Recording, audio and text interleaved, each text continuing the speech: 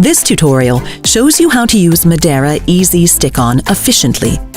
This one-sided self-adhesive embroidery backing stabilizes cutouts and fabrics that cannot be framed, such as pockets, socks, and collars. Prepare all necessary materials.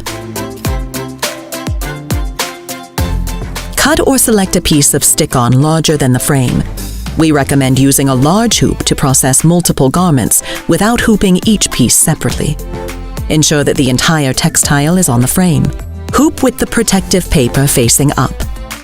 To expose the adhesive, carefully score an X pattern with a foil cutter or the tip of a pin and remove the paper inside the hoop area. Position the garment and press to adhere where the design is to be embroidered. You can mark the spot parallel to the machine's running direction so that you can place the next garment in the same position. To remove the backing, gently fold in each direction to minimize the amount of backing removed.